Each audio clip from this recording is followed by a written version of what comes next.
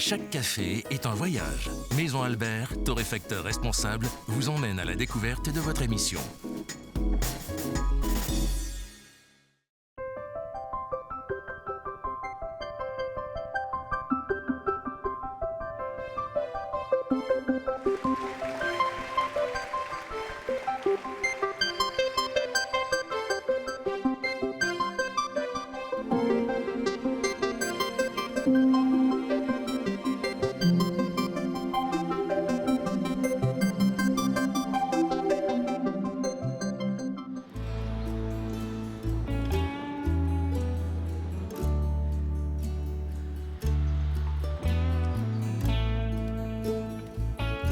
Bonjour et bienvenue dans ce nouveau numéro d'Effervescence, votre magazine culturel en Vendée. Au programme de cette émission, retour sur le parcours secret organisé par le Masque des Sables d'Olonne le 22 et 23 novembre dernier, où 6 œuvres d'art ont été exposées chez des habitants des Sables d'Olonne. Ensuite, un zoom sur Elie Semoun, l'humoriste, comédien, réalisateur, était venu au Cinéville de La Roche-sur-Yon récemment pour présenter le film Mon Vieux, consacré à son papa atteint de la maladie d'Alzheimer. Et puis ensuite, ma rencontre avec Jacques Ravelot du Parc, ce Vendéen bien connu, artiste aux multiples casquettes. Je l'ai rencontré il y a quelques temps, il nous a parlé de son parcours, de sa passion pour le spectacle et des différents spectacles qu'il nous prépare pendant les fêtes. Et puis en fin d'émission, bien sûr, vous retrouverez votre agenda pour ne rien rater des belles animations qui se préparent pendant les fêtes. Effervescence, c'est parti!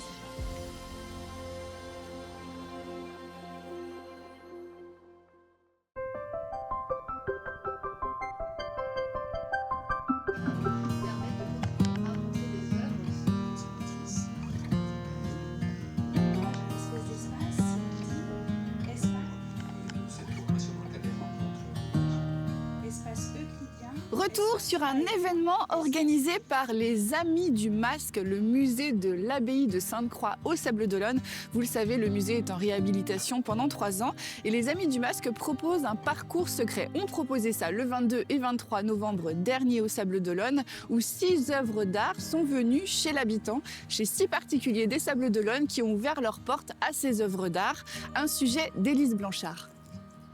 Ça s'inscrit dans la dynamique culturelle sablaise parce que, comme on le souhaite, nous tenons à mener une politique culturelle ambitieuse et une politique culturelle qui donne sa place, bien évidemment, à l'art contemporain. Et l'art contemporain, chez nous, c'est bien sûr avant tout le masque.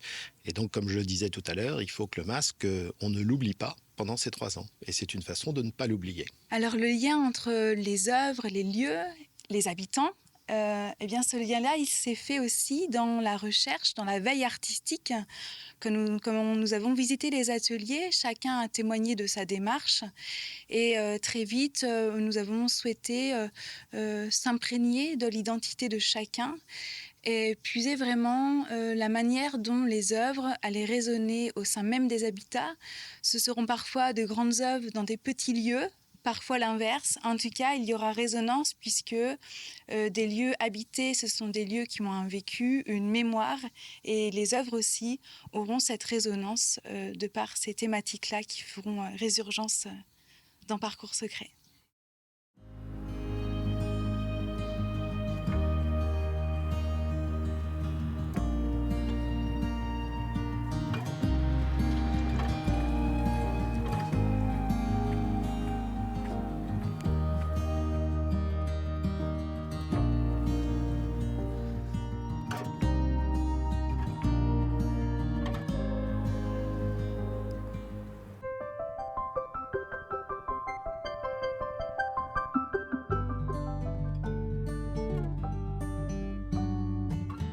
Zoom sur Elie Semoun, l'humoriste, comédien, réalisateur, était venu au Cinéville de La Roche-sur-Yon pour présenter le film Mon Vieux, son projet, une réalisation de Marjorie Desjardins et qui retrace le parcours de son papa atteint de la maladie d'Alzheimer. À cette occasion, une projection suivie d'un débat avait lieu. Notre journaliste Louise Viadger a rencontré le comédien. Je tenais absolument à ce que ce soit le plus vrai possible et le plus sincère possible parce que, comme déjà, je trouve que c'est une entreprise un peu impudique. Je me suis dit, je veux pas d'artifice. Parce que sinon, on va sentir que ça fait faux et je déteste tout ce qui fait faux. Au départ, j'ai eu peur parce que je me suis dit que ça allait être très impudique.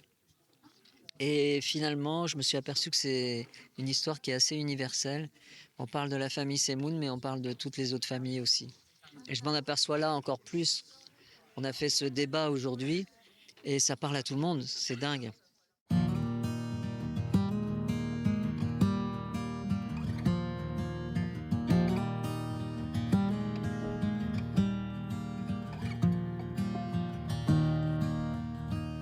C'est le moment de retrouver mon invité de la semaine. Vous le connaissez sûrement si vous suivez les grands spectacles qui ont eu lieu en Vendée. Jacques Ravelot du Parc, comédien, chanteur, compositeur, metteur en scène. Il a travaillé sur de beaux spectacles au Puy du Fou. Il a une carrière impressionnante et c'est un passionné du spectacle. Je l'ai rencontré il y a quelques semaines et à cette occasion, on a évoqué ensemble son parcours, cette passion pour ce monde du spectacle vivant. Et puis bien sûr, nous avons évoqué ensemble les différents spectacles sur lesquels il a travaillé et qu'il vous propose en Vendée pendant les fêtes. Je vous propose de retrouver tout de suite cette interview.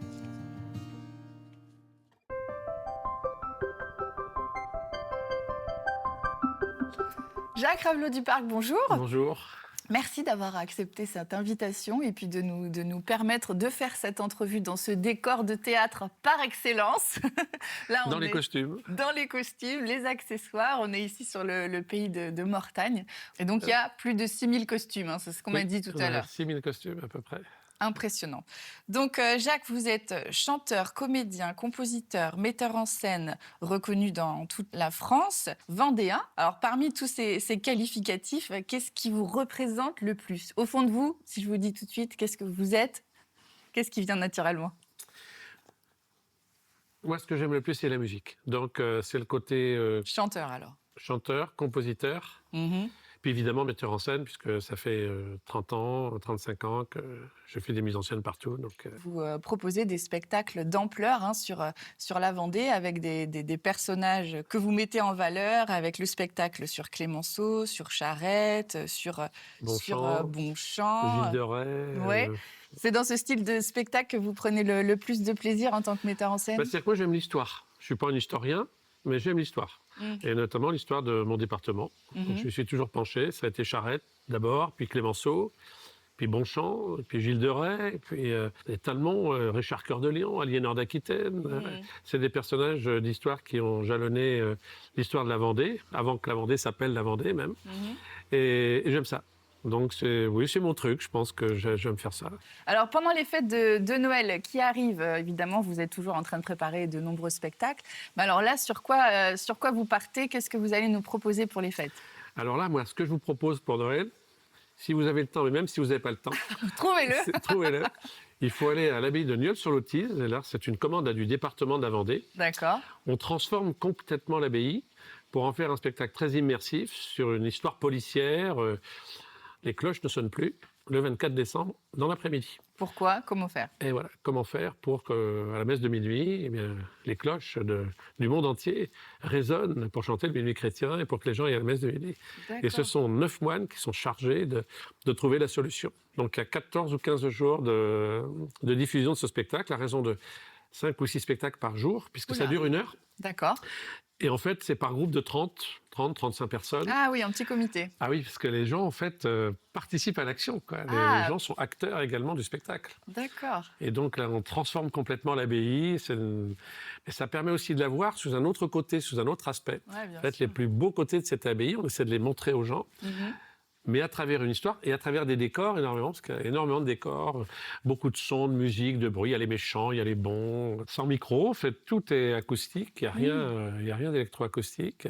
Avec des bandes-sons énormes aussi. Il y a de la musique tout le temps. Ça bouge, ça court.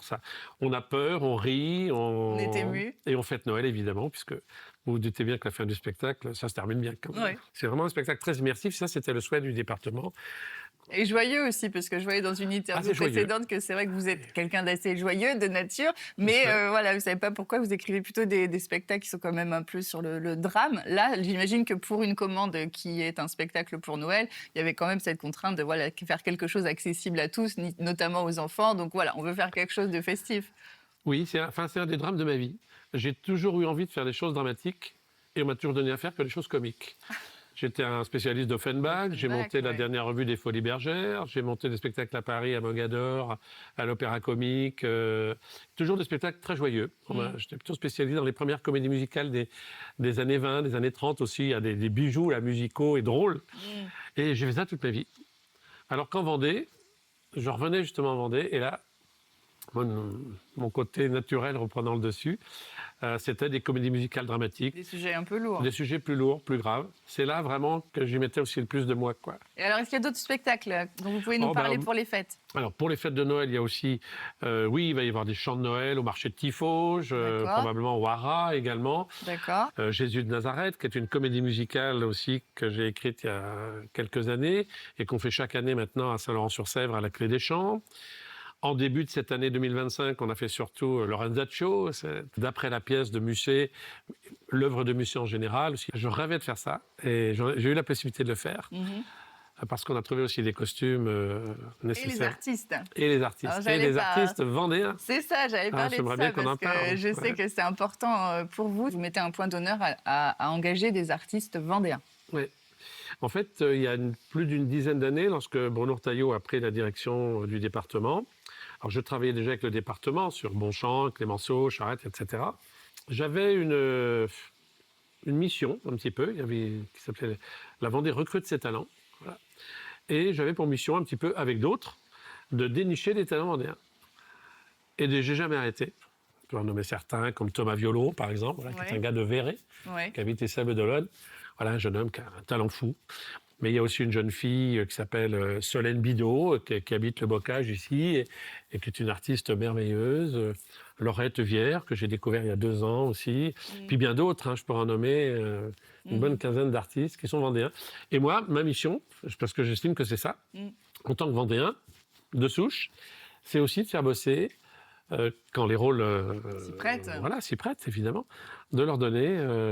des rôles dans les spectacles que je fais. Voilà. Oui, parce que j'avais vu que vous, j'allais dire, les personnes qui vont travailler avec vous, les metteurs en scène, les professeurs que vous avez pu avoir au conservatoire, j'ai l'impression qu'ils ont eu confiance en vous avant vous-même. Ils vous ont poussé à vous présenter au conservatoire, ils vous ont poussé comme ça. Donc vous avez envie aujourd'hui peut-être d'avoir ce même rôle, de passer un peu le relais et de donner confiance.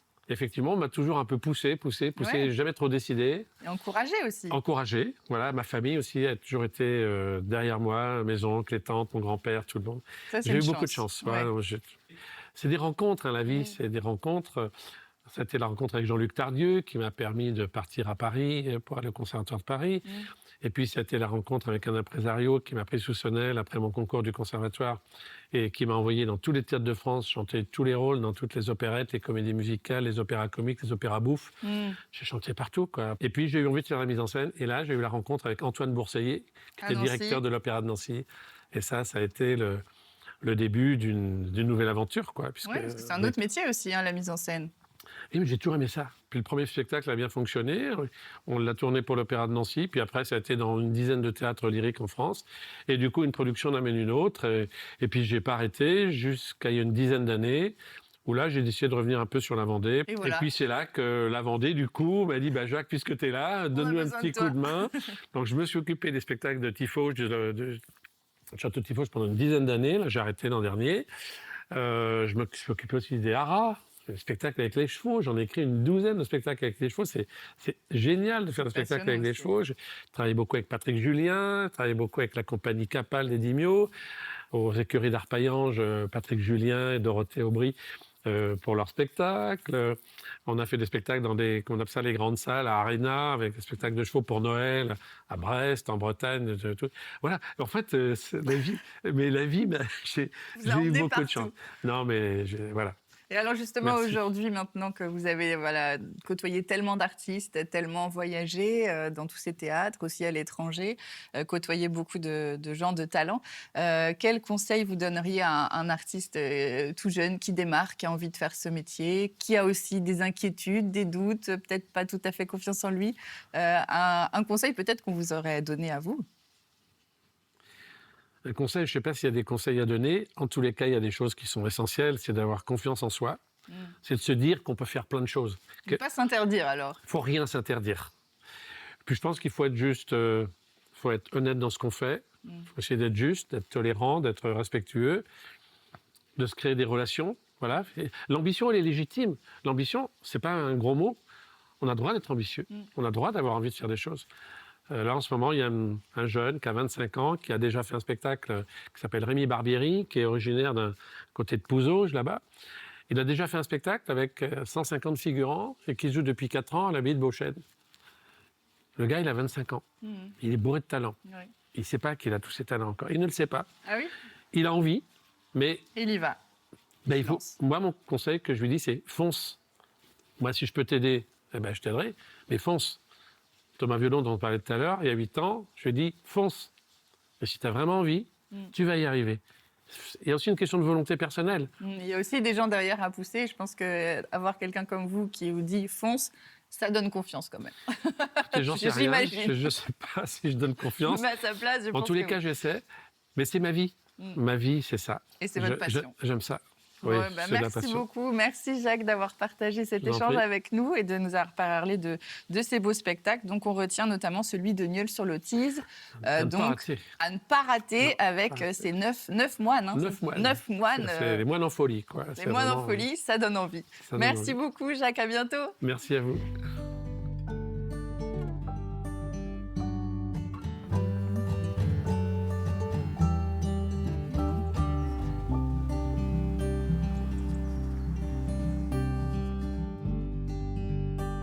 Cette semaine, un très beau programme vous attend sur la Vendée. La Maison du Père Noël, une soirée pyjama avec les contes de votre enfance, La Belle et la Bête, et à Noirmoutier avec l'Écho du Feu, une déambulation pyrotechnique et percussive. Si vous débrouillez bien, vous devriez pouvoir tout faire. C'est tout de suite dans votre agenda.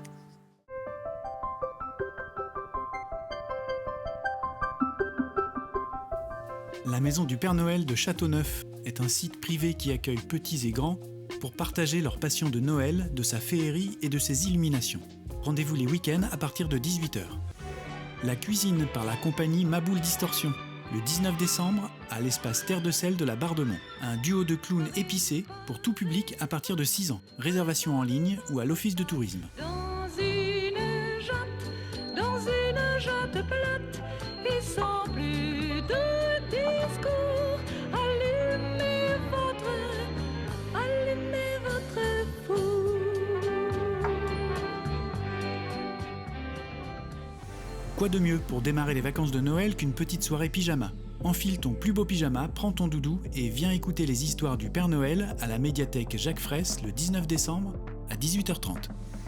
La beauté se trouve dans le regard de l'autre, La Belle et la Bête, par la compagnie du théâtre Mordoré et Lucernaire Diffusion. Un rendez-vous à ne pas manquer le 20 décembre à la conserverie de Saint-Gilles-Croix-de-Vie. Il était une fois, dans un temps oublié, un pays lointain, plein de magie, d'étrangeté, de fées, de sorcières et de peurs, que seuls certains livres racontent encore. Dimanche 21 décembre, place Aristide Briand à Chaland, tout droit sorti d'un livre de contes de fées, des créatures mythiques évoluent dans une fête foraine fantastique mêlant théâtre, cirque et danse. Rendez-vous à 16h30 et à 17h30. Le feu et le rythme se propagent à travers les rues avec une intensité spectaculaire.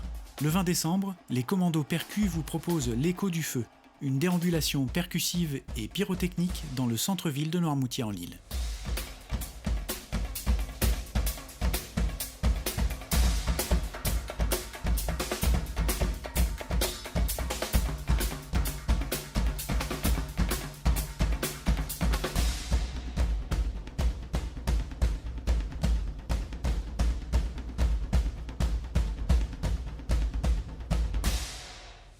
Lundi 22 décembre à 11h, la médiathèque de Poiroux vous propose l'atelier à histoire de Twisty, Grelot et Ballotine. Un spectacle tout public à partir de 3 ans. Pensez à réserver.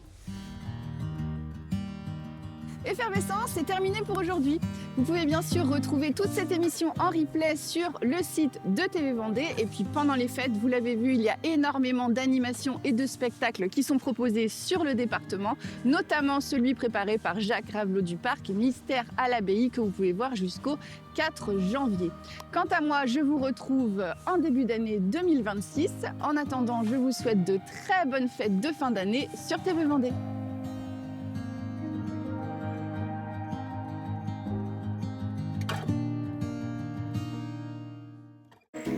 Vous avez suivi votre émission avec Maison Albert, torréfacteur responsable au Sable d'Olonne, centre commercial Lilium et à La Roche-sur-Yon, 31 place Napoléon.